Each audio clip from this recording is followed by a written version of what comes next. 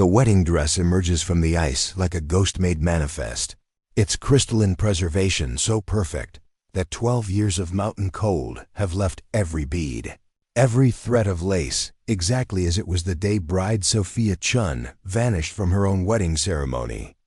Detective Marcus Reed stares at the frozen garment now laid across the examination table, his breath visible in the morgue's antiseptic air. The dress should have been yellow with age, torn by weather, destroyed by time. Instead, it looks ready to walk down an aisle. How is this possible? He whispers to the forensic technician, who can only shake her head in equal bewilderment.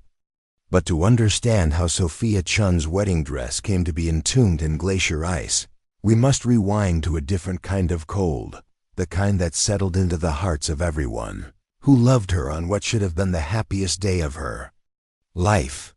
12 years earlier, the morning sun streams through the bridal suite windows at the Cascade Mountain Resort, casting golden light across ivory silk and French lace. Sophia Chun sits before an ornate mirror, her reflection radiant despite the exhaustion etched around her dark eyes. She hasn't slept well in weeks, plagued by dreams she can't quite remember and a persistent feeling that something fundamental is about to change. "You look absolutely stunning," her maid of honor, Rachel Kim, breathes as she adjusts the cathedral-length train. "James is going to lose his mind when he sees you." Sophia's smile feels fragile, like spun glass. "I hope so." She touches the antique music box sitting on the vanity, a family heirloom that plays a haunting melody in a minor key.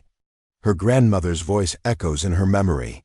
"Music boxes hold secrets, little one. They only sing when someone needs to hear the truth." The music box has been silent for months. "Something's wrong," Sophia murmurs, her fingers tracing the delicate lacework at her throat. The dress feels heavier than it should, as if woven with threads of doubt. Rachel kneels beside her, concern creasing her brow. "Pre-wedding jitters are normal, Soph. You've been planning this day for 2 years. It's natural to feel overwhelmed." But Sophia knows the difference between nerves and intuition. She's felt this way before the night her father died, the morning her mother was diagnosed with cancer.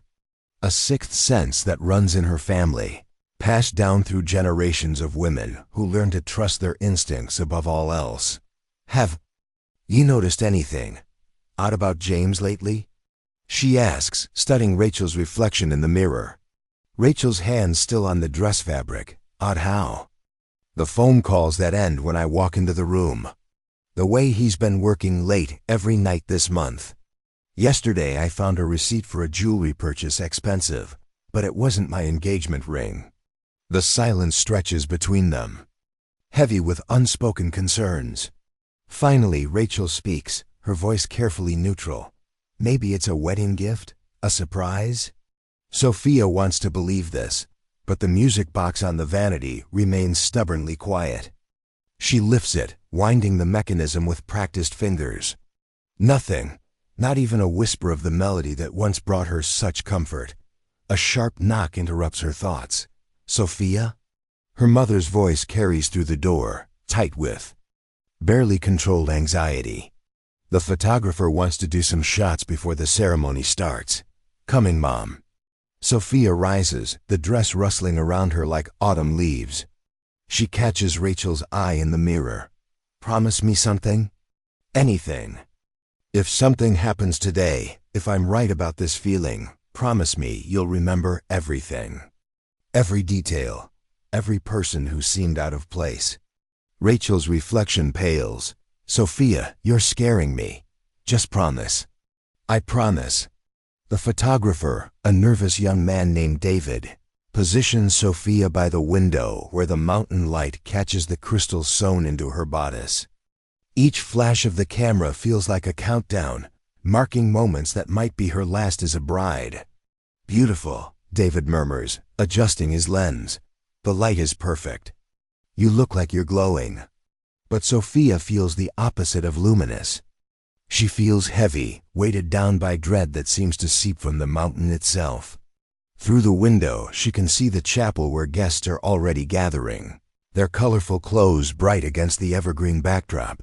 James should be getting ready in the adjacent building, but when she glances toward the groom's quarters, the windows are dark. "Where's James?" she asks her mother, who has been fluttering around the room like an anxious bird. "Getting ready, sweetheart. You know you're not supposed to see him before the ceremony." But his room looks empty. Her mother's laugh sounds forced. "He's probably in the chapel already, waiting for his cue. You know how punctual he is." Sophia does know. James Chun, soon to be her husband, is methodical about everything. He plans their dates weeks in advance, sets 3 alarms for important meetings, and has never once been late for anything in the 4 years they've been together. The James she knows wouldn't leave anything to chance on their wedding day. So why does she feel like she's about to marry a stranger? The music box sits silent on the vanity, its painted dancers frozen mid-waltz, as if time itself has stopped to witness what comes next. Sophia picks it up one more time, her fingers finding the familiar grooves worn smooth by generations of anxious women. She winds it carefully. Hopefully, nothing. A chill runs down her spine that has nothing to do with the mountain air, and everything to do with the certainty that this day will end in ways she cannot yet imagine. The wedding dress that should symbolize her beginning feels instead like a shroud, beautiful and terrible, and somehow already mourning what is about to be lost. Outside, the chapel bells begin to toll, calling her to an altar where answers wait in the shadows, and the first domino in a chain of events that will span 12 years begins to fall. The chapel doors open with a whisper that seems to echo through the mountain valley. Sophia stands at the threshold, her train pooling behind her like spilled moonlight, and stares down an aisle that should lead to her future, but feels instead like a path into the unknown. The guests turn in their seats, faces bright with anticipation. But Sophia's eyes are fixed on the altar where Father Martinez stands alone, his weathered hands clasped in front of him. The space beside him, where James should be waiting, remains conspicuously empty. "Where is he?" Sophia whispers to her father, who has appeared at her elbow to walk her down the aisle. Robert Chun's jaw tightens almost imperceptibly. "He'll be here, sweetheart." Sometimes grooms need a moment to collect themselves. But Sophia has known her father for 28 years, and she recognizes the careful way he's choosing his words. He's hiding something, the same way he hid her mother's cancer diagnosis until it was too late for denial. The wedding march begins, its familiar melody distorted by the mountain acoustics until it sounds almost mournful. Sophia forces herself to move forward, each step feeling like she's walking underwater.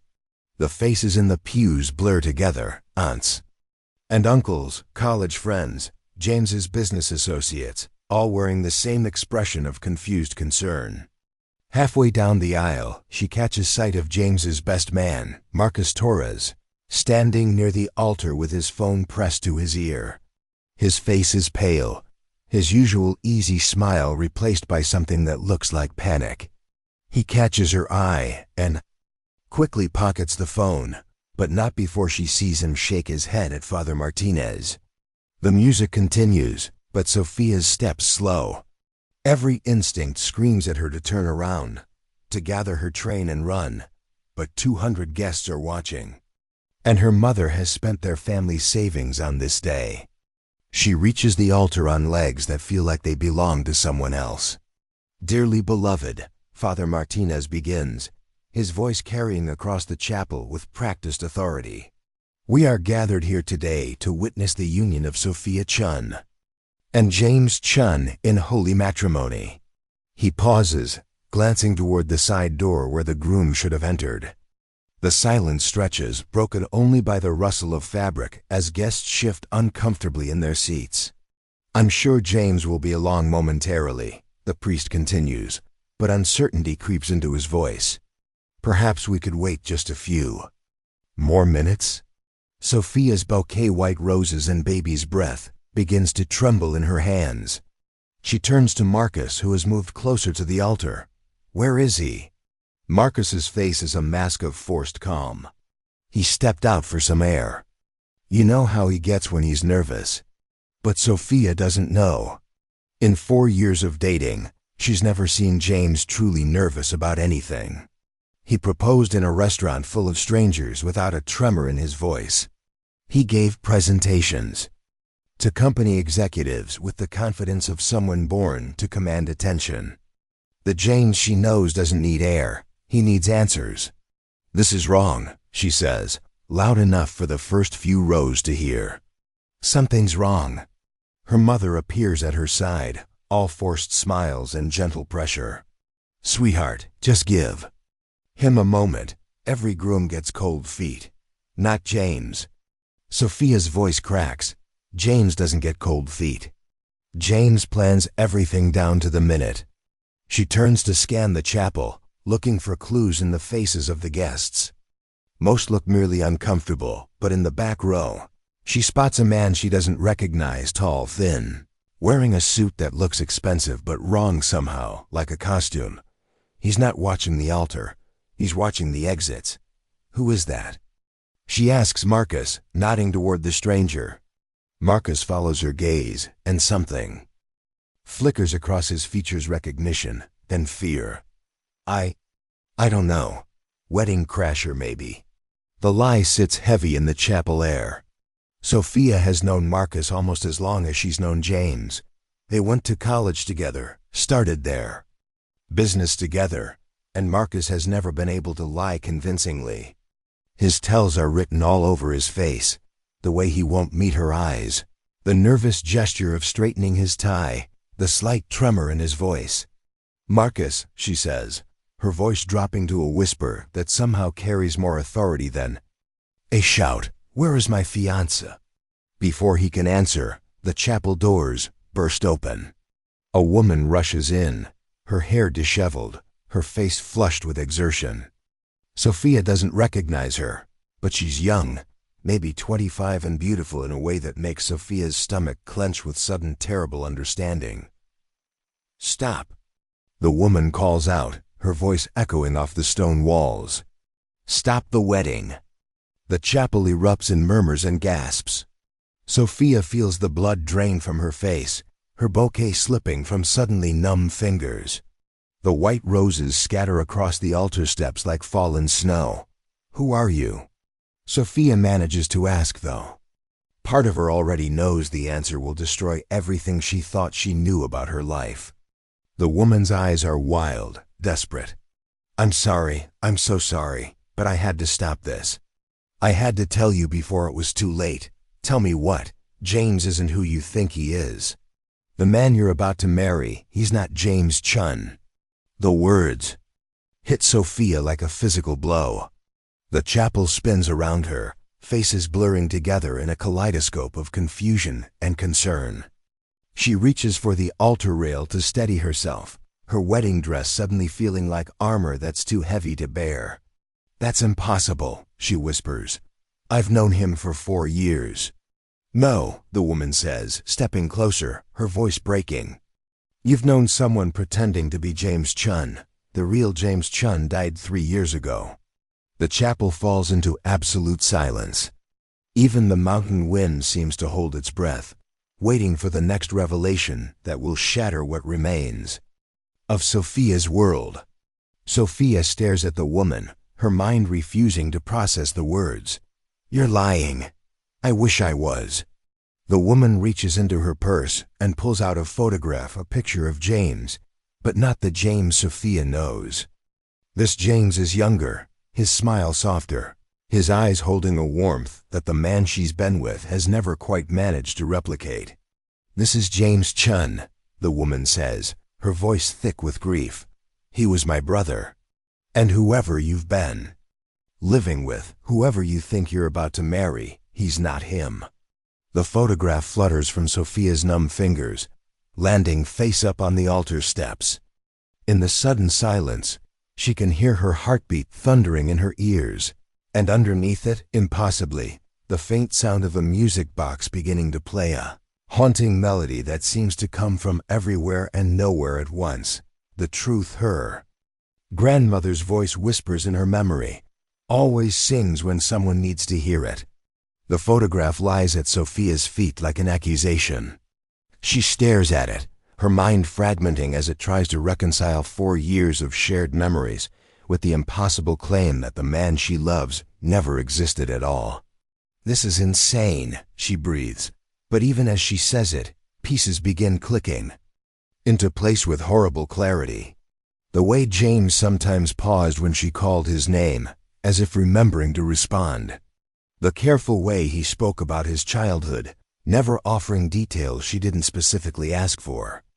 The photo albums that contained no pictures of him before college explained away as a house fire that destroyed everything. The woman James's supposed sister steps closer, her face etched with desperate sincerity. "My name is Elena Chun. James was my older brother. 3 years ago, he was murdered in Seattle, and someone stole his identity." "Murdered?" Sophia's voice cracks on the word.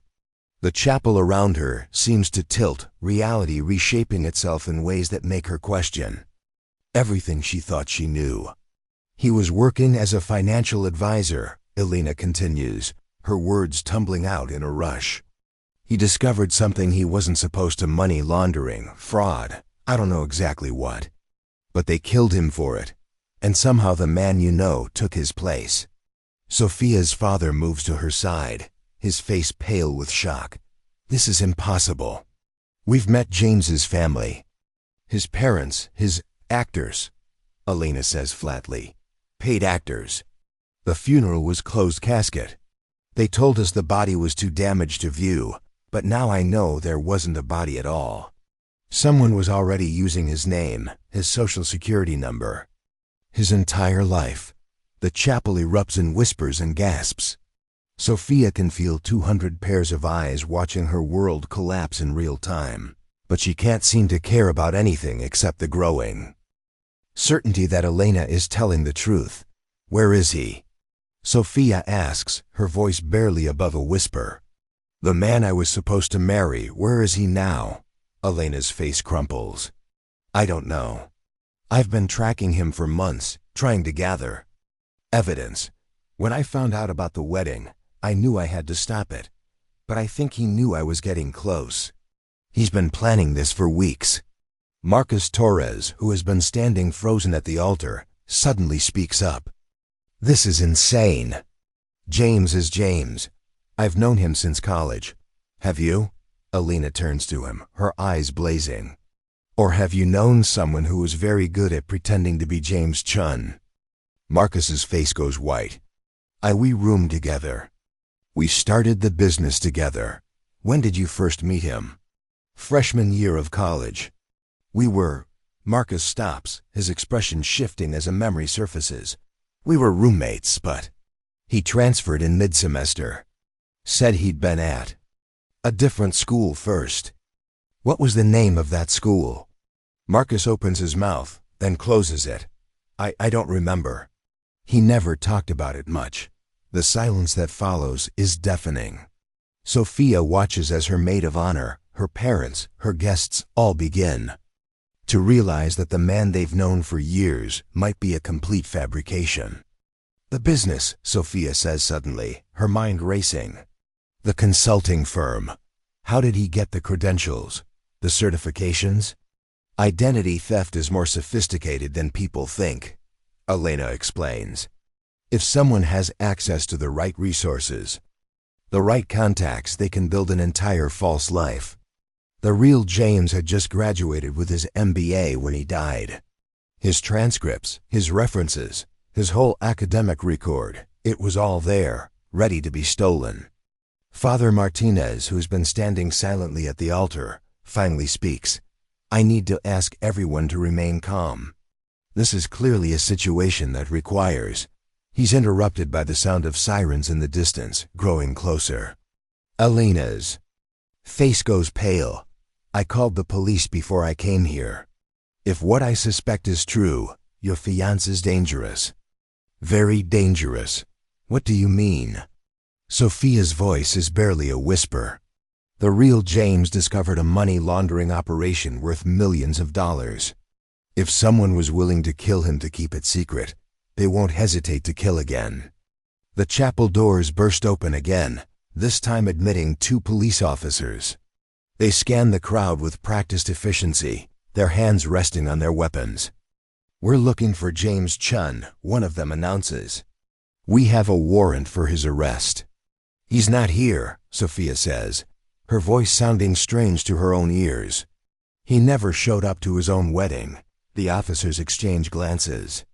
"Ma'am, we have reason to believe that James Chun is not his real name. We're investigating a murder that took place 3 years ago in Seattle, and we believe your fiancé may be connected to it." Sophia feels the last of her strength drain away. She reaches for the altar rail, her wedding dress suddenly feeling like a shroud. "Who is he really?" "We don't know yet," the officer admits. "But we believe he's been using stolen identities for years, moving from city to city, always staying one step ahead of the law." "The jewelry receipt," Sophia whispers, remembering. The expensive purchase she'd found among James's things. It wasn't a wedding gift. It was, what? Payment? A bribe? Elena nods grimly. "He's been liquidating assets, preparing to disappear again." The reality of it crashes over Sophia like a cold wave.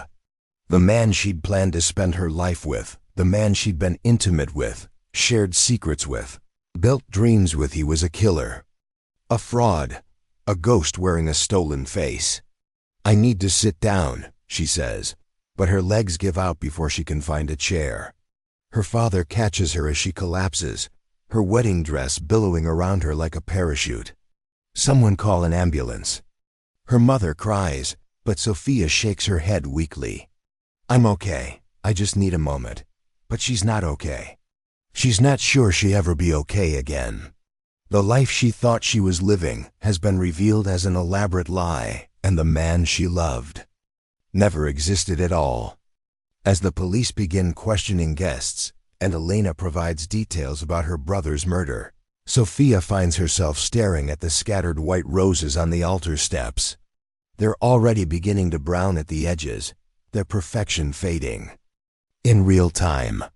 Like everything else in her life, they were beautiful for a moment, and then they were gone. The music box melody she'd heard earlier has fallen silent again, but now she understands why. It wasn't trying to warn her about the wedding. It was trying to warn her about the man she was about to marry. A man who was never really there at all. 3 months later, Detective Marcus Reed stares at the evidence board in the Seattle Police Department's Cold Case Division, his coffee growing cold. As he studies the web of connections that have consumed his life for the past quarter year, photos of James Chun, both the real victim and the imposter, stare back at him from among dozens of other images, financial records, fake identification, documents, and grainy surveillance footage from 3 different cities. Any luck tracing the money trail? Detective Sarah Kim asks, sliding into the chair beside his desk. She's been his partner on the case since the wedding day disaster, and her methodical approach has been the only thing keeping him sane. Dead end after dead end, Marcus admits, rubbing his eyes. Whoever this guy is, he's good. The accounts he was using all trace back to shell companies that don't exist anymore. The paper trail goes cold every time we get close. What about Sophia Chun? Any word from her? Marcus's jaw tightens. She's been getting the counseling she needs, but she's not the same person. How could she be?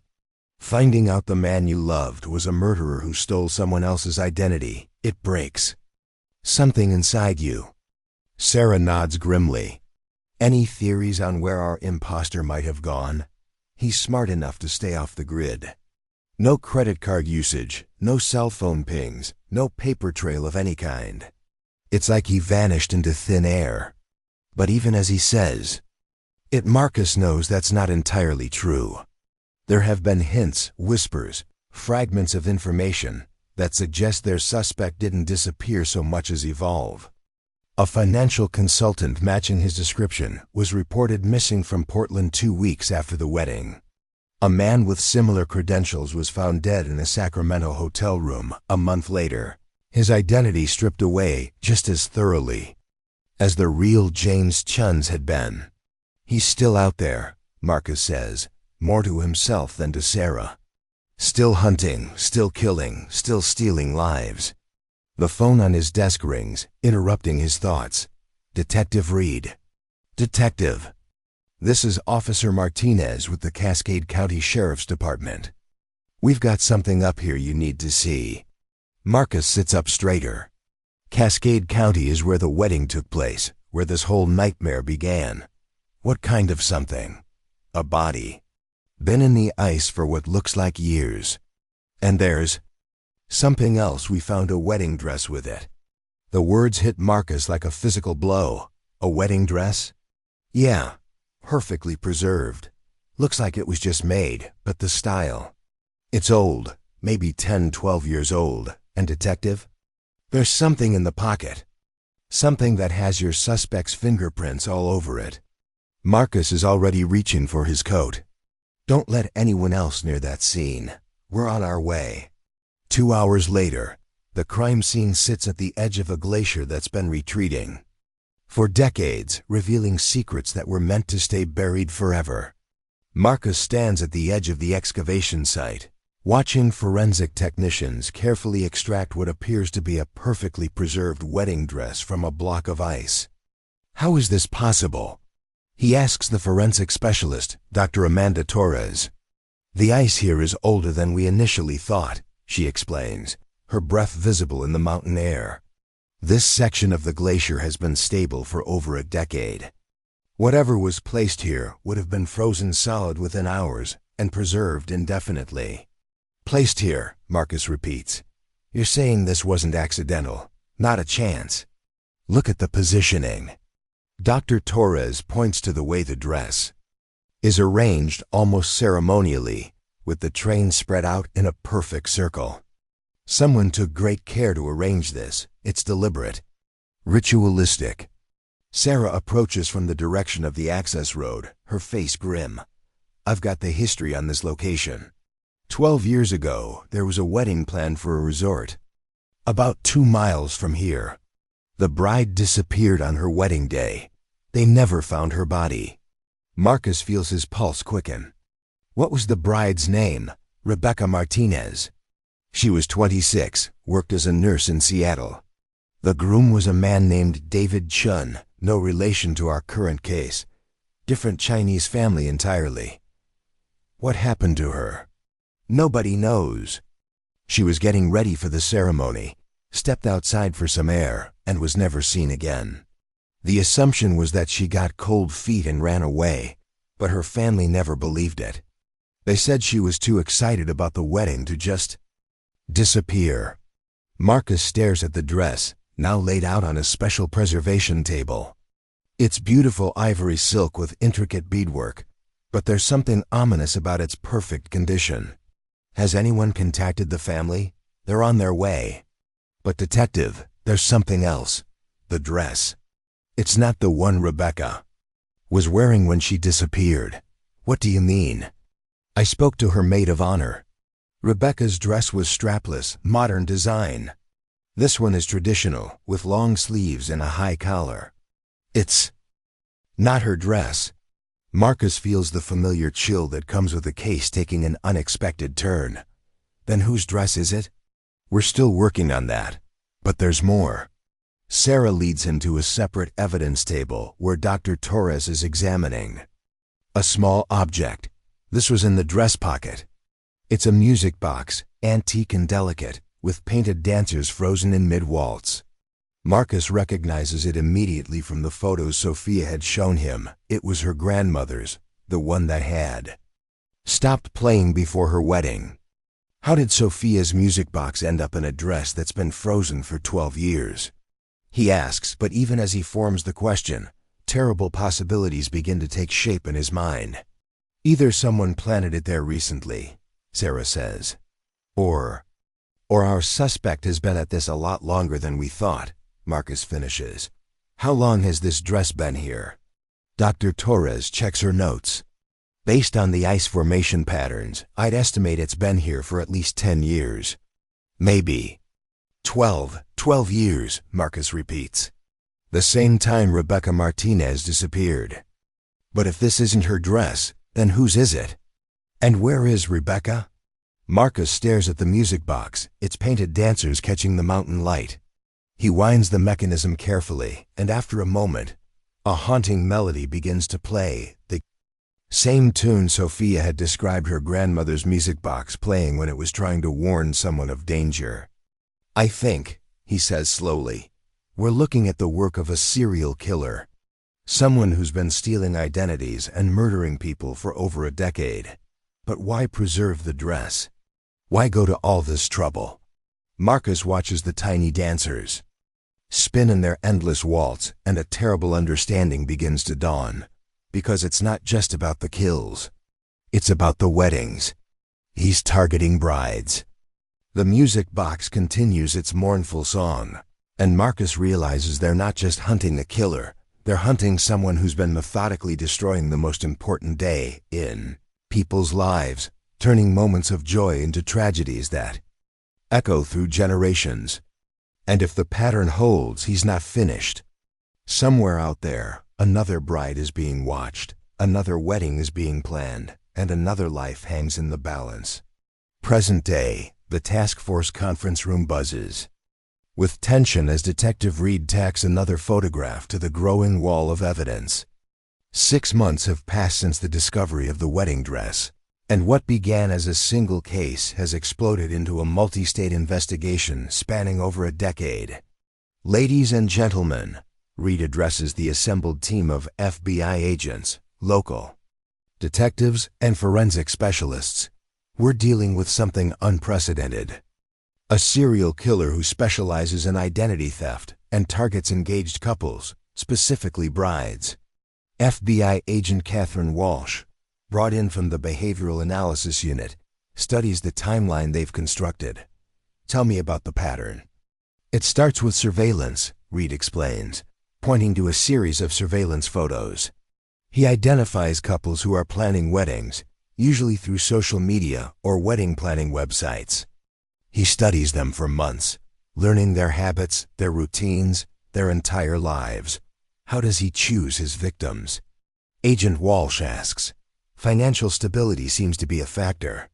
All of our confirmed cases involve couples with significant assets or connections to money. But there's something else. He has a preference for brides who have no immediate family, or who are estranged from their families. Detective Kim pulls up a digital presentation on the large screen. Rebecca Martinez, our first confirmed victim, was an orphan.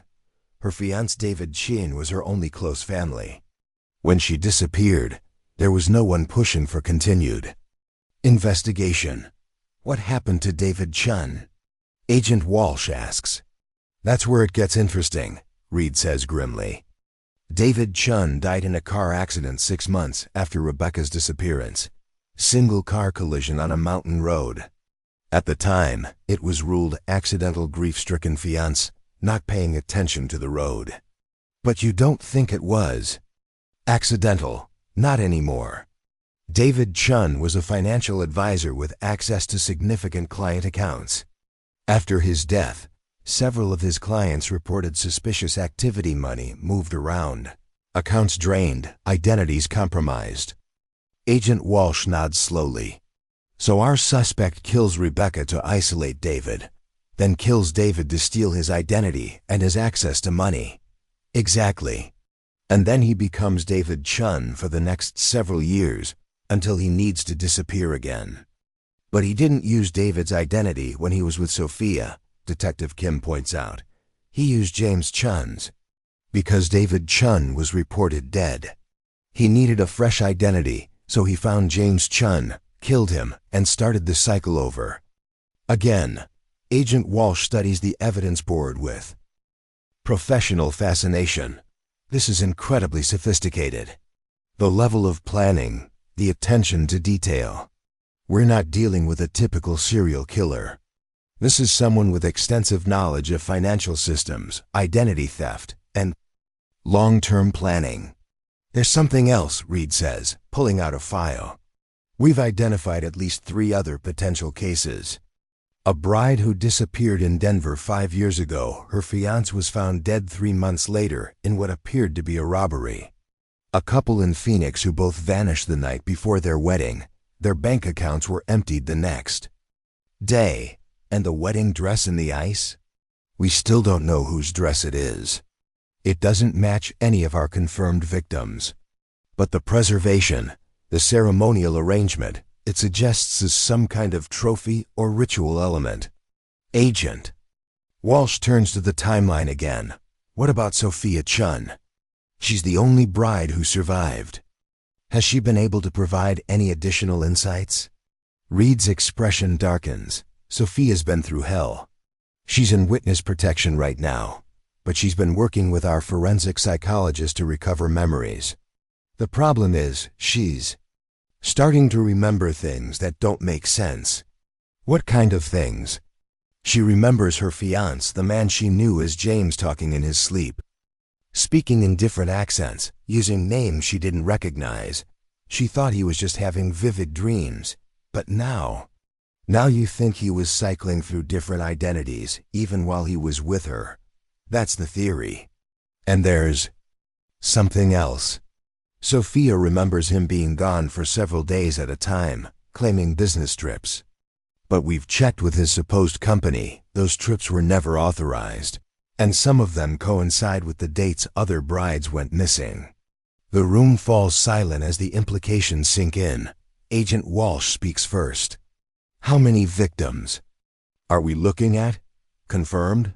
5 brides, 6 fiancés. But we think there could be more, a lot more. What's his cooling off period? There doesn't seem to be one.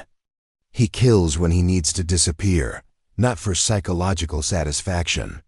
This isn't about the act of killing, it's about the lifestyle. The money, the access, the ability to reinvent himself whenever he wants. Detective Kim pulls up another file. There's something else we need to discuss. The music box found with the dress, it's been analyzed, and there are fingerprints on it that don't match our suspect.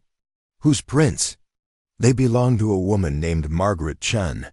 She died 15 years ago, but according to her family, she was Sophia's grandmother.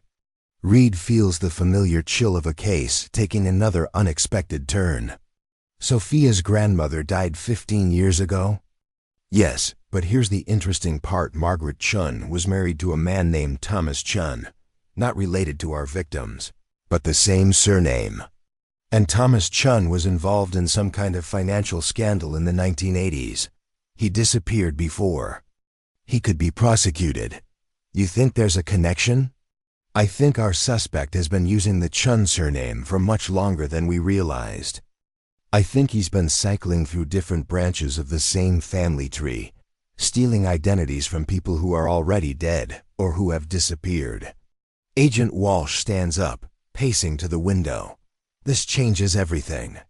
We're not just hunting a serial killer, we're hunting someone who's been building a criminal empire for decades, using murder and identity theft to fund whatever his ultimate goal is. What do you mean? Think about it. Every identity he steals gives him access to more money, more resources, more connections. He's not just killing people, he's building a network of stolen lives that he can use to move money around, to hide assets, to stay ahead of law enforcement. Reed stares at the evidence board, seeing the connections with new clarity. So what's his endgame? What's he building toward? I don't know yet. But I have a feeling we're going to find out soon. Because someone this organized, this methodical, this patient, he's not just killing randomly. He's working towards something specific. And until we figure out what that is, more brides are going to die. The task force meeting breaks up with assignments distributed and deadlines set, but Reed remains in the conference room, staring at the wall of evidence. Somewhere out there, a killer is planning his next move, and Reed knows that time is running out. The music box melody echoes in his memory. Its haunting tune a reminder that some secrets are buried so deep that only the dead can sing them back to life. 2 weeks later, Sophia Chun, she's kept the name, though it belongs to a dead man, sits in the coffee shop 3 blocks from her new apartment, watching the entrance with the hyper-vigilance of someone who's learned that safety is an illusion. The FBI has relocated her twice in the past 6 months, but she knows that if he wants to find her, he will. The therapist says she's making progress, but Sophia can feel the fractures in her psyche spreading like cracks in ice. She startles at unexpected sounds, analyzes every stranger's face for signs of deception, and hasn't slept more than 4 hours at a time since the wedding that never was. Her phone buzzes. A text from Detective Reed. Need to meet. Important developments. Same place, 1 hour. Sophia drains her coffee and checks the time. She has enough time to walk the long way, taking the route that allows her to spot surveillance. It's a skill she's developed out of necessity, the ability to read her environment like a predator might, always watching for the hunter who's watching her. The meeting place is a small diner on the outskirts of town, chosen for its multiple exits and clear sightlines. Reed is already there when she arrives, his face grim with the weight of whatever news he's carrying. "You look tired," he says as she slides into the booth across from him. "I always look tired. What did you find?" Reed pulls out a file and places it on the table between them. "We've identified another victim. A bride who disappeared 6 years ago in Portland. Her name was Jennifer Walsh." Sophia's stomach clenches. "Walsh? Like the FBI agent?" "Her sister. Agent Walsh has been working this case for personal reasons from the beginning." "What happened to Jennifer?" "Same pattern. Disappeared the day before her wedding. Her fiancé was found dead a month later, apparent suicide. But the interesting part is what we found in Jennifer's apartment." Reed opens the file and slides a photograph across the table. It shows a music box, identical to the one found with the frozen wedding dress. Jennifer had one too. And according to her sister, it stopped working the week before she disappeared. Sophia stares at the photograph, her hands trembling. "That's impossible. My grandmother's music box was unique. It was made by a craftsman in Taiwan in the 1940s. We thought so too, but we found 3 more.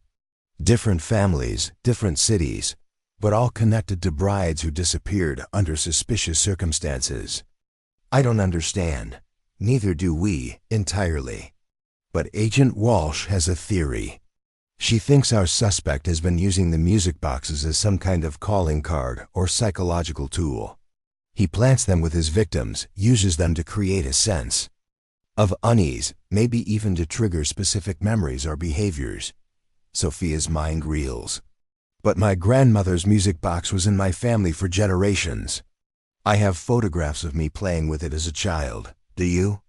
Or do you have photographs of you playing with a music box that looks identical to the one your grandmother owned?" The question hits Sophia like a physical blow. She tries to remember her childhood, but the memories feel strangely fluid, as if they've been carefully edited. "You're suggesting that my entire relationship with that music box is fabricated?"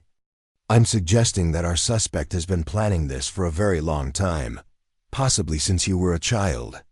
The coffee shop seems to spin around her. "That's impossible. I met James in college. It was random. We were in the same statistics class. Was it random? Or did he arrange to be in that class?" Reed pulls out another photograph, a college yearbook page. "This is from your sophomore year. Look at the statistics class roster." Sophia scans the names, finding hers about halfway down the list. "But there's no James Chun listed. I don't understand. He was definitely in that class." "James Chun was enrolled in the class, but he withdrew after the first week. The same week you mentioned meeting him. Then who was I talking to?" "Someone who was very good at pretending to be a college student."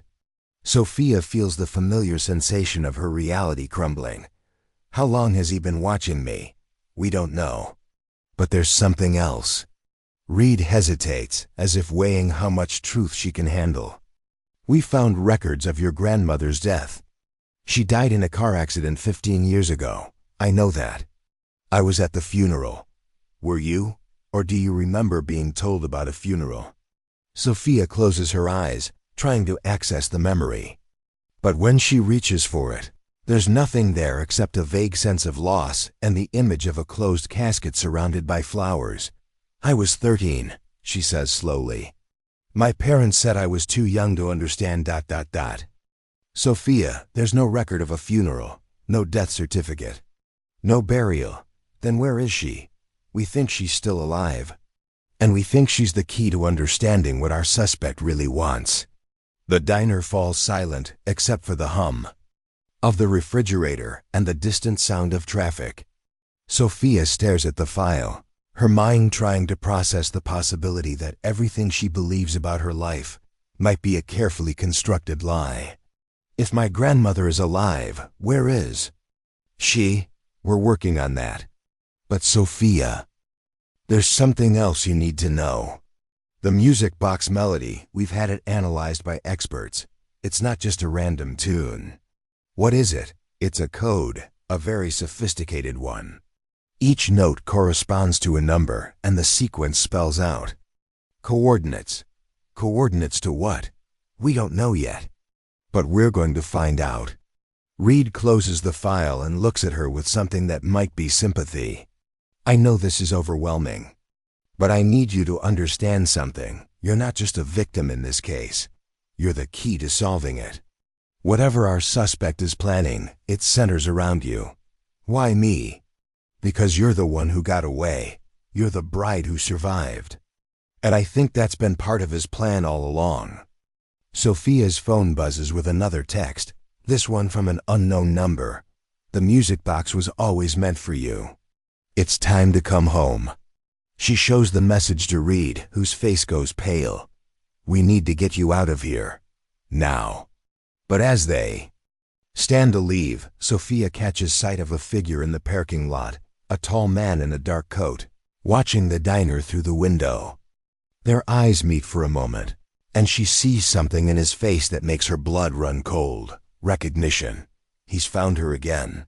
And this time, he's not planning to let her escape.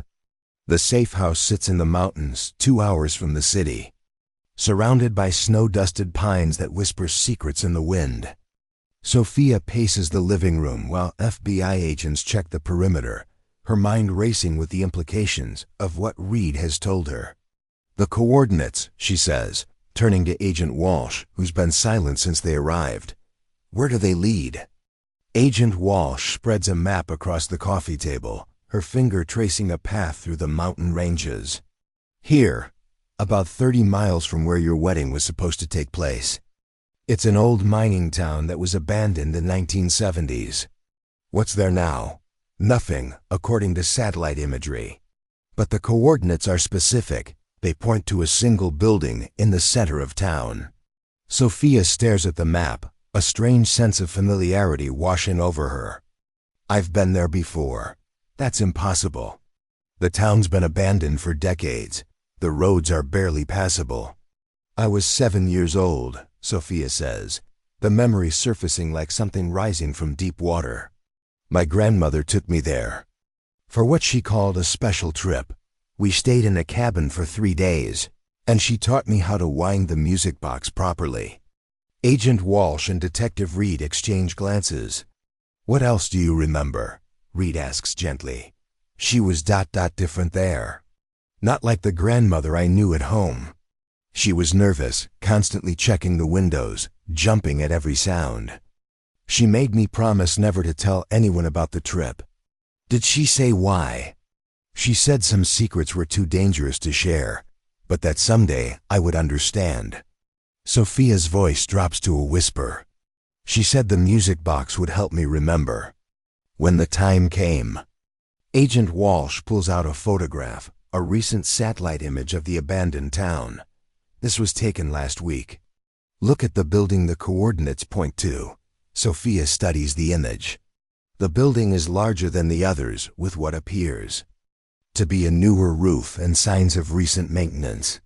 More importantly, there are tire tracks in the snow leading to and from the structure. Someone's been there recently, she observes. Someone's been there regularly, Reed corrects. We've been monitoring the satellite feeds for the past week. There's been activity at that location at least twice. You think it's him? I think it's where he's been taking them, Agent Walsh says, her voice tight with controlled emotion. All of them. The brides who disappeared. Sophia feels a chill that has nothing to do with the mountain air. Taking them there for what? We don't know yet, but we're going to find out. The conversation is interrupted by the arrival of a black SUV. Through the window, Sophia watches as two agents escort an elderly woman up the path to the safe house. The woman moves slowly, leaning heavily on a walking stick, but there's something about her posture, her careful way of observing her surroundings, that suggests she's more alert than she appears. Sophia, Agent Walsh says softly, there's someone here to see you. The door opens, and Sophia's world tilts on its axis. The woman standing in the doorway is older, frailer, her hair white where it was once black, but her eyes, those dark, knowing eyes, are unmistakable. Grandmother? Sophia whispers. Margaret Chun steps into the room, her gaze never leaving Sophia's face. Hello, little one. I've been waiting a long time to see you again. Sophia's knees give out, and she sinks into a chair, her mind struggling to process what she's seeing. You're dead. I went to your funeral. You went to a funeral, Margaret corrects, settling into the chair across from her. But it wasn't mine. I don't understand any of this. Margaret reaches into her purse and pulls out a music box, not identical to the one Sophia remembers, but clearly the original. She winds it carefully, and the haunting melody fills the room. This belonged to my mother, Margaret says as the tune plays, and her mother before that. It's been in our family for over a century. But it's more than just a music box, Sophia. It's a key. A key to what? To a vault. A hiding place where evidence has been stored for decades. Evidence that could destroy a network of criminals who have been operating for longer than you've been alive. Agent Walsh leans forward. What kind of evidence? Names, dates, financial records, proof of murders, identity theft, money laundering crimes that span multiple countries and cost hundreds of lives. And you've been hiding this evidence for 15 years? Margaret's laugh is bitter. I've been hiding it for 40 years. Since the day I discovered my husband was not who he claimed to be. Sophia's grandfather, the man she'd known as Thomas Chun, had been involved in financial scandals in the 1980s. He disappeared before prosecution, leaving behind a trail of bankruptcy and ruin. Your grandfather, Margaret continues, was the first iteration of what you know as James Chun. He was a man who killed the real Thomas Chun in 1978 and took over his life. I didn't discover the truth until 1983, when I found photographs of the real Thomas's family, a family that looked nothing like the relatives I'd been told about. You stayed married to him for 5 more years, Reed observes. I stayed married to him because I was gathering evidence, building a case that would expose not just him, but the entire network he was working with. Other stolen identities, other murdered victims, a whole system of criminal activity. What happened in 1988? He discovered what I was doing. He tried to kill me, but I was prepared. I faked my death, went into hiding, and I've been watching from the shadows ever since. Sophia's mind reels. You've been alive all this time? You let me think you were dead? I let you think I was dead because it was the only way to keep you safe, but I never stopped watching over you. I made sure you had the music box, a replica, not the original, and I waited for the day when he would come for you. You knew he would come for me. I knew he would eventually cycle back to our family. It's what he does. He finds families with money, with connections, with secrets to exploit. And our family has all three. Agent Walsh stands up, pacing to the window. So the man who is going to marry Sophia, he's the same man who killed your husband's identity 40 years ago? No, Margaret says, her voice heavy with sorrow. He's the son of the man who killed Thomas Chun. The father trained the son. And when the father died, the son took over the operation. A family business, Reed mutters. A dynasty of murder and theft that has been operating for over half a century. And now it's time to end it.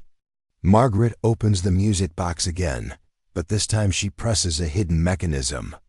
The bottom of the box slides open, revealing a small key and a piece of paper with coordinates written in faded ink. This is the real location, she says. Not the abandoned mining town, that's a decoy. The real vault is here. She points to a different location on the map. And inside that vault is enough evidence to bring down the entire network. Why now? Sophia asks, why come forward after all these years? Margaret's eyes fill with tears. Because I'm dying, little one. I have maybe 6 months left. And because I know he's planning something big, something that will destroy more lives than we can imagine. What do you mean? The brides he's been taking, they're not just random victims. They're all connected to families with significant wealth or political influence. He's been building a network of stolen identities that he can use to access some of the most powerful financial institutions in the country. To what end? To steal everything. Bank accounts, investment portfolios, government funds, billions of dollars that he can move offshore and disappear with forever. Agent Walsh turns from the window. How do we stop him? Margaret closes the music box and looks at her granddaughter. We give him what he wants. We let him think he's won. And then we use the evidence in the vault to destroy him. You want to use Sophia as bait, Reed says. I want to use Sophia as the key. Because she's the only one who can open the vault. The lock is biometric. It requires her fingerprint and mine together. And if he kills us both before we can get to the evidence? Margaret's smile is sad but determined. Then we'll have died trying to stop a monster who has been destroying lives for decades. But I don't think it will come to that. I think Sophia is stronger than she knows. Outside, the mountain wind picks up, rattling the windows and setting the pine trees to whispering their ancient secrets. Somewhere in those mountains, a killer is planning his next move, and time is running out for everyone involved. 48 hours later, the abandoned mining town looks like a movie set for the end of the world. Snow drifts through broken windows, and the skeleton of a mining tower rises against the gray sky like a monument to forgotten dreams. Sophia sits in the passenger seat of the unmarked FBI vehicle, watching the ghost town through binoculars while Agent Walsh coordinates the operation through her earpiece. Teams are in position, Walsh reports quietly. Snipers on the ridge. Tactical units at the north and south entrances. If he's here, we'll get him. But Sophia knows better. The man who has been haunting her life for 4 years, who has been haunting her family for 40, is too smart to walk into an obvious trap. This isn't where he'll be. He's not coming here, she says, lowering the binoculars. The coordinates are fake. My grandmother was right. This is a decoy. He's been watching us plan this operation, and he knows we're here. Agent Walsh's earpiece crackles with static, then goes silent. I'm losing communication with the teams. Signal jammer, Detective Reed says from the back seat. Professional grade. He's not just watching, he's controlling the situation. Sophia's phone buzzes with a text from an unknown number. Your grandmother taught you well. But the student is about to become the master. Meet me at the real location. Come alone, or she dies. The message is accompanied by a photograph that makes Sophia's blood run cold. Margaret Chun sits tied to a chair in what appears to be a concrete room, her eyes wide with fear but still defiant. Behind her, Barely visible in the shadows, stands a figure in a dark coat. He has her, Sophia whispers, showing the phone to Walsh and Reed. Where? Walsh demands. The real vault. The one my grandmother told us about. Sophia pulls out the map, her finger tracing the coordinates Margaret had given them. It's here. An old mining office about 5 miles from the ghost town. We can't let you go alone, Reed says. If I don't, he kills her. And then he kills me anyway, but not before he gets what he wants from the vault. Agent Walsh studies the photograph on Sophia's phone. What does he want from the vault? Your grandmother said it contained evidence, but evidence of what exactly? Names, Sophia says, the pieces finally clicking into place. Not just the identities he's stolen, the identities he's going to steal. My grandmother wasn't just collecting evidence of his past crimes. She was predicting his future ones. What do you mean? Think about it. Every bride he's targeted has been connected to wealth or power. But not just their own wealth, their family's wealth. He's been building a database of the richest, most powerful families in America, and he's been planning to systematically destroy them. Reed leans forward. A coordinated attack on the financial elite. More than that. A complete restructuring of the American economy. He steals the identities of people connected to major banks, investment firms, government agencies. He moves their money offshore, crashes their institutions, and then emerges with a new identity and billions of dollars in assets. That's impossible, Walsh says. The safeguards, the security measures, are designed to keep out foreign hackers and random criminals. Not someone who has spent decades building legitimate identities within the system itself. Sophia's phone buzzes again. You have 30 minutes. Come alone to the coordinates, or your grandmother dies. And Sophia? Bring both music boxes. You'll need them. Both music boxes? Walsh asks. The replica I had, and the original my grandmother brought to the safe house. Sophia's mind races. They're not just keys to the vault. They're keys to whatever he's planning. We're not letting you go alone, Reed says firmly. Yes, you are. Because if you don't, he kills my grandmother and disappears forever. And then, 6 months from now, the American economy collapses and millions of people lose everything they've ever worked for. Agent Walsh is quiet for a long moment, weighing the options. Finally, she speaks. We can track you. Hidden GPS, audio. Feed, the works. He'll be expecting that. He'll find the devices and kill us both. Then what do you propose? Sophia stares at the photograph of her grandmother, seeing something in the older woman's eyes that gives her hope. I propose we trust that a woman who has been playing this game for 40 years knows what she's doing. 25 minutes later, the mining office sits at the end of a dirt road that hasn't been maintained in decades.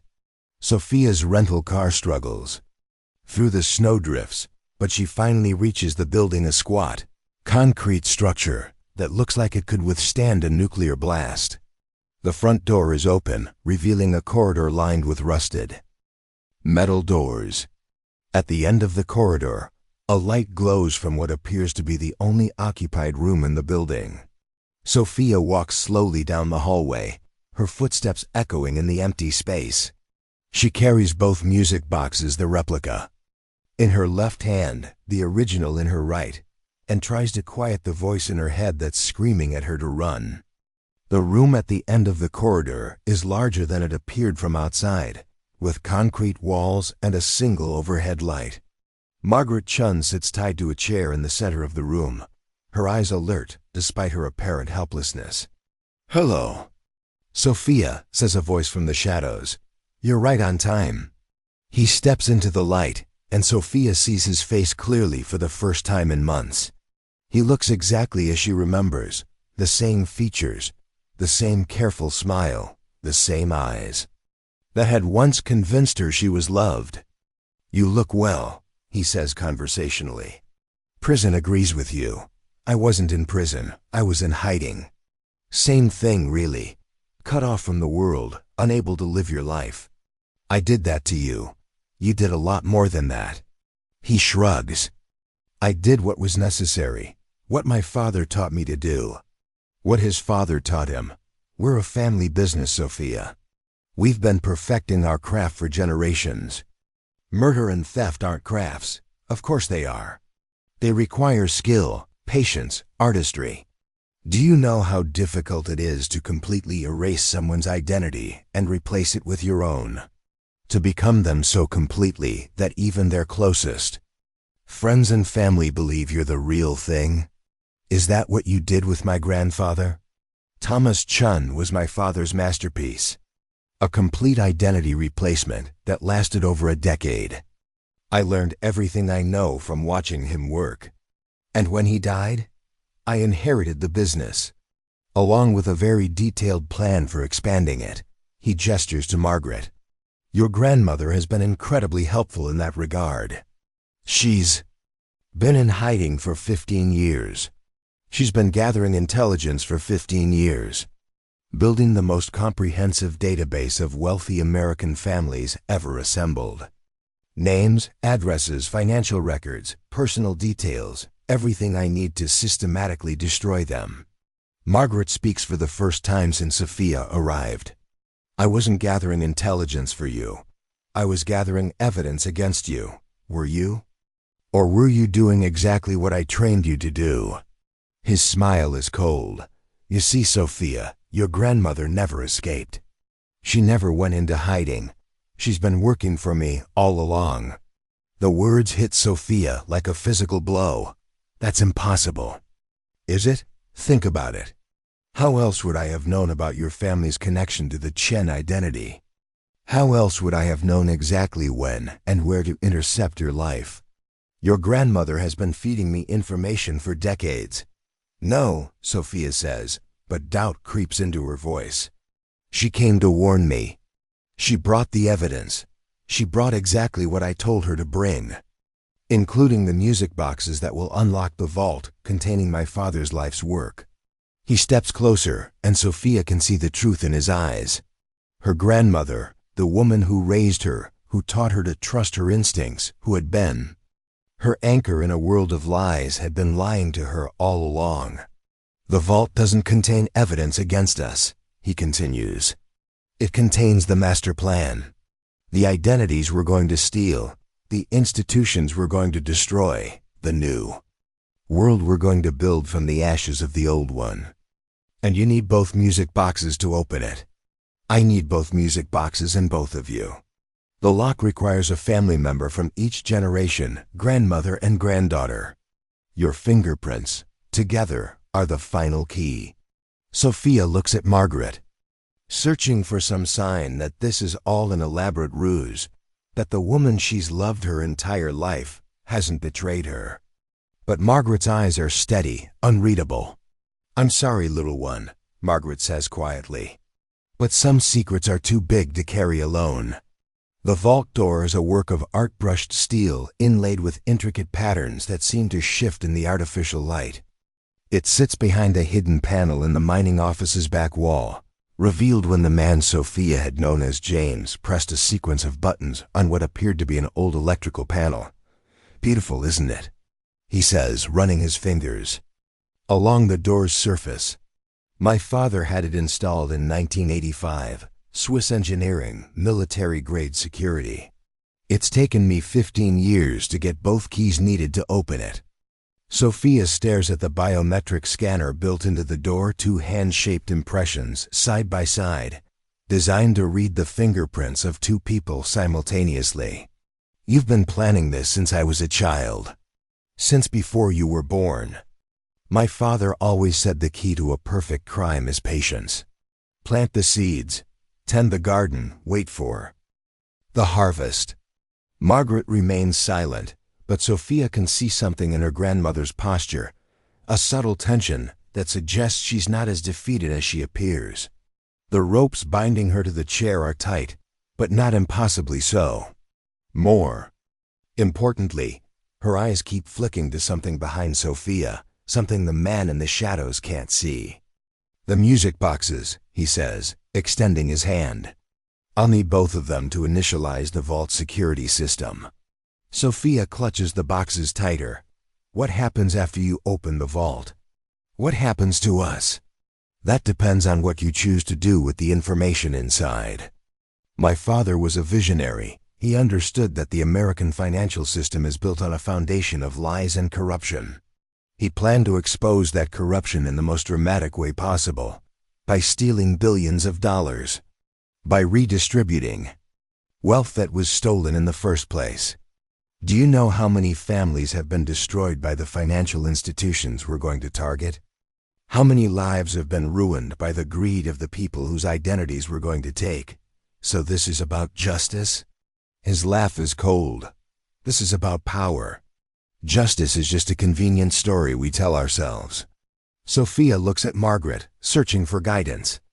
Her grandmother's eyes meet hers, and for a moment, Sophia sees something that gives her hope, a slight nod, almost imperceptible, followed by a glance toward the floor near the vault door.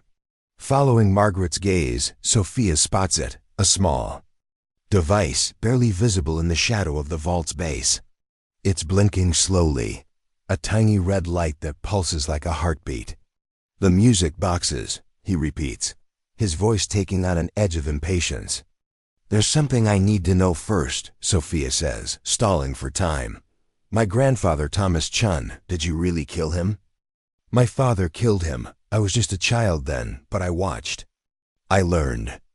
Thomas Chun was a financial advisor who discovered our family's money laundering operation. He was going to expose us, so my father made him disappear and took his place. And my grandmother became my father's wife. She had no choice. She knew too much to be allowed to live, but she was too useful to kill, so she became part of the family business. Margaret finally speaks, her voice steady despite her circumstances. I was 17 when your father killed Thomas. I was pregnant with your mother. I had no money, no family, nowhere to go. He offered me a choice: work for him or join Thomas in the grave. So you chose to work for him. I chose to survive. And I chose to wait for the right moment to destroy him and everything he'd built, by gathering evidence, by gathering his plans, every detail of every crime he committed, every identity he stole, every life he destroyed. I documented it all, and I waited for the day when I could use it against him. The man's expression shifts, uncertainty creeping into his confident demeanor. You're lying. Am I? Why don't you open the vault and find out? He stares at Margaret for a long moment, then turns to Sophia. The music boxes. Now. Sophia hands them over, watching as he places them in specially designed slots on either side of the vault door. The boxes begin to glow, their mechanisms whirring to life, and the haunting melody fills the concrete room. Place your hands on the scanners, he instructs. Both of you. Sophia and Margaret approach the vault door. As they place their hands on the biometric scanners, Sophia feels her grandmother's fingers brush against hers, a gentle touch that somehow conveys decades of love and regret. The scanner glows green, and the vault door begins to open with a soft hiss. Inside, the walls are lined with filing cabinets and safety deposit boxes. But what dominates the space is a massive computer server, its blue lights casting an eerie glow across the room. 40 years of work, the man breathes, stepping into the vault. Every financial crime, every stolen identity, every piece of leverage we've accumulated. It's all here. He approaches the computer terminal and begins typing, his fingers flying across the keyboard. Data streams across the screen: names, account numbers, financial records, personal information. This is it, he says, his voice filled with awe. The master database. Every target, every plan, every detail of the operation. With this, I can bring down the entire American financial system. Or you could destroy it, Margaret says quietly. He spins around, his expression suspicious. What do you mean? I mean you haven't been reading the data carefully enough. Look at the dates. Look at the account numbers. Look at the names. His eyes narrow as he turns back to the screen, scrolling through the information more carefully. Sophia watches. His face changes as he realizes what he's seeing. "This is wrong," he mutters. "These accounts, they're empty. The identities, they're burned. The whole database is compromised," Margaret finishes. "Every piece of information in that computer is false. Every account number is closed.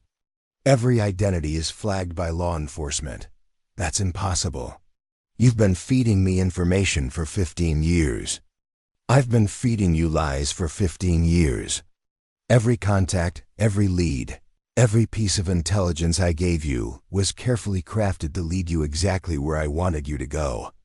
The man's face goes white with rage. "You destroyed everything."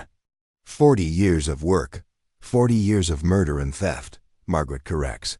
"And yes, I destroyed all of it.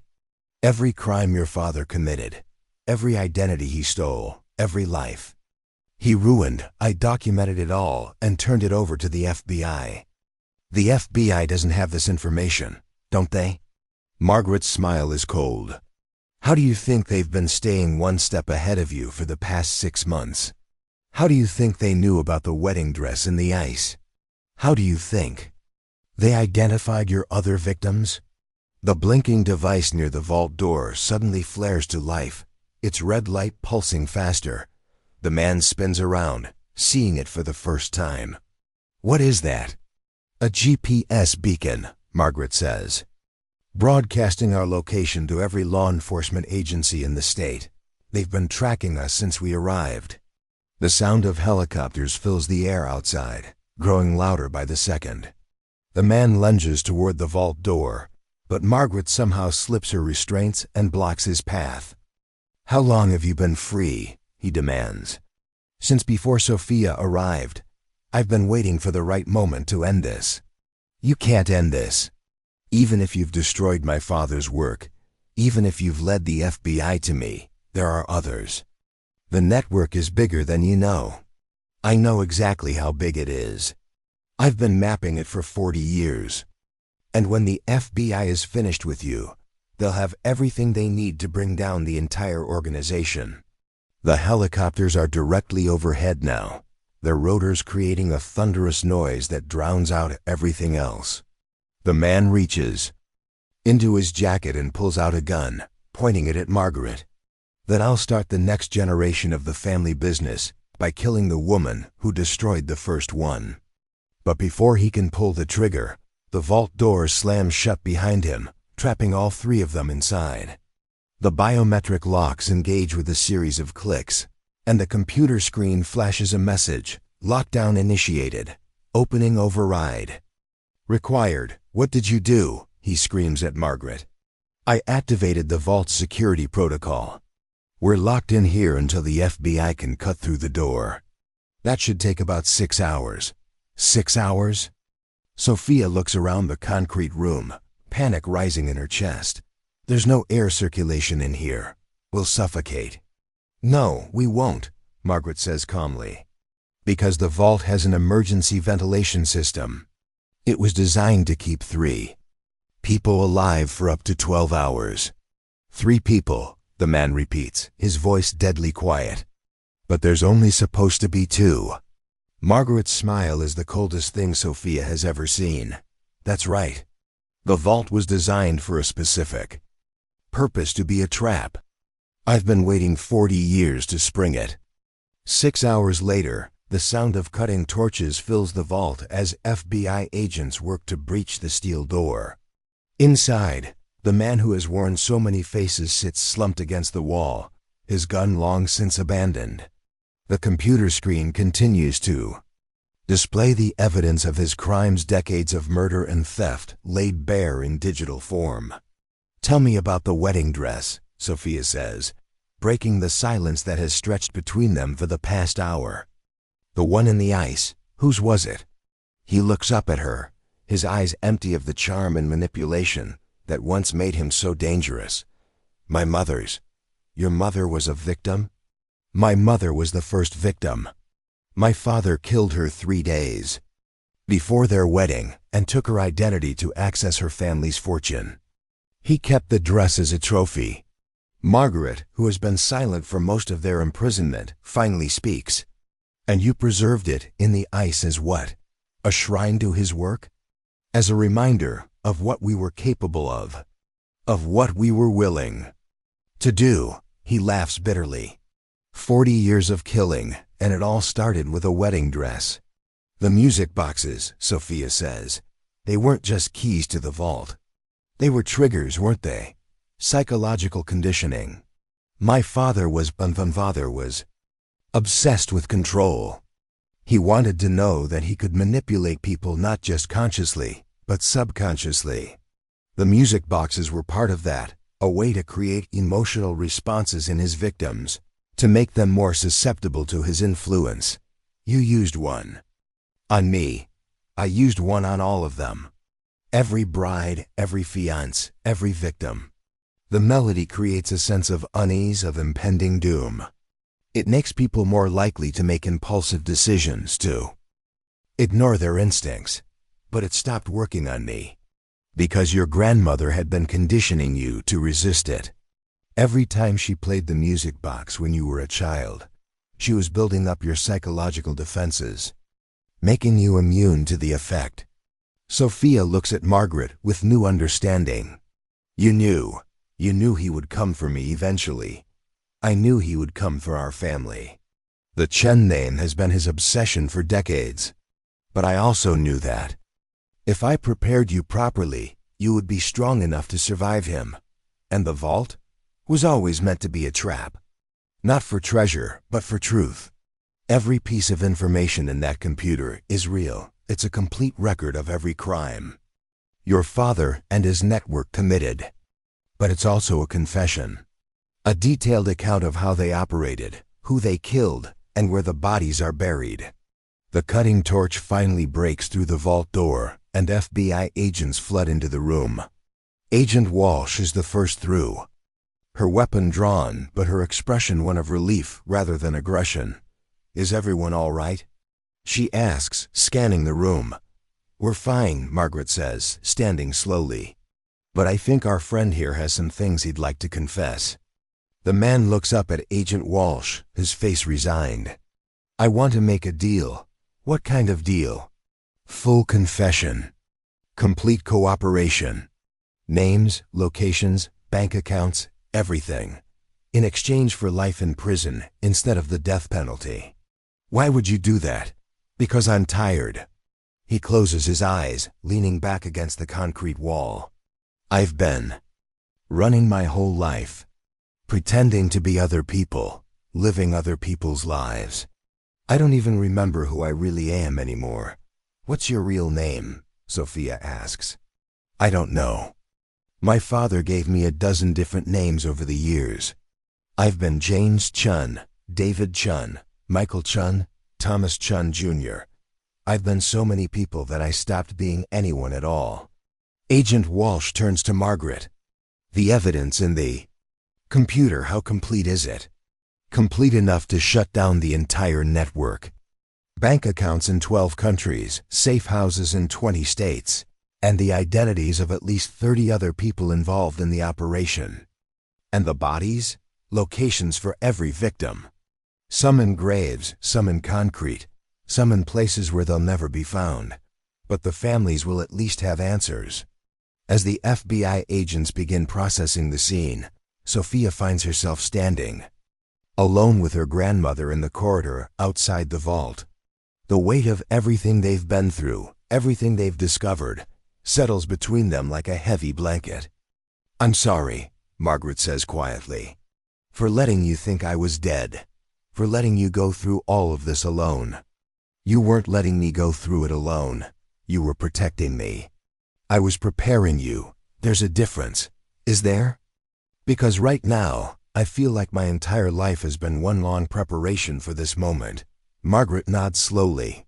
Maybe it has been, but that doesn't make it any less real. The love you felt, the joy you experienced, the dreams you had, those were all yours. He could steal identities, but he couldn't steal who you really are. And who am I really? You're the woman who survived him, who exposed him, who helped bring down a criminal network that has destroyed hundreds of lives. Margaret takes her hand. You're the woman who chose to fight instead of run, even when fighting meant risking everything. What happens now? Now we rebuild. We help the families of the victims find closure. We make sure that everyone involved in this network faces justice. And we try to find some peace. Will we find peace? Margaret looks back at the vault where FBI agents are still cataloging evidence. I don't know, but I think we have a chance now. For the first time in 40 years, we have a chance. 3 months later, the cemetery is quiet except for the sound of wind through the trees. Sophia stands before a new headstone, its granite surface reflecting the morning sun.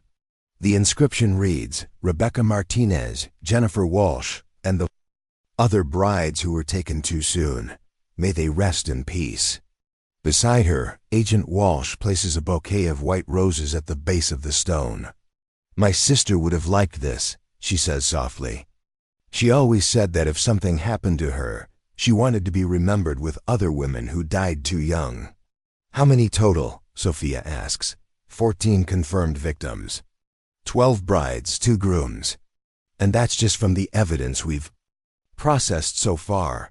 And the network? Completely dismantled. 37 arrests across 5 countries. Bank accounts frozen, assets seized, and enough evidence to keep prosecutors busy for the next 5 years. Sophia nods, feeling a strange mixture of satisfaction and sadness. Justice has been served, but it can't bring back the dead. It can't erase the years of pain and loss that so many families have endured. What will you do now? Agent Walsh asks. I don't know. Start over, I guess. Figure out who I am when I'm not running from someone or preparing to fight them. That sounds like a good plan. As they walk back toward the cemetery entrance, Sophia's phone buzzes with a text from Detective Reed. Trial date set for next month. Are you ready?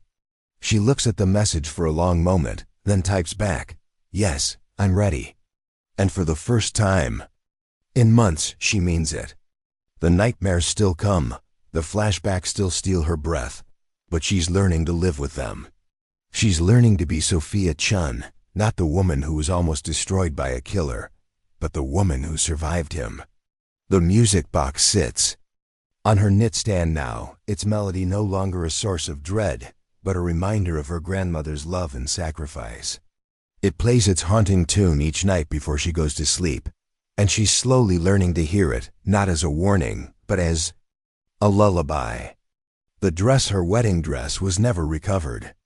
It remains somewhere in the mountains, frozen in time, a monument to dreams that were stolen and lives that were lost. But Sophia no longer needs it. She has something better now, the truth, and the strength to live with it. The winter wind carries the scent of snow and possibility as she walks toward her car, ready to face whatever comes next.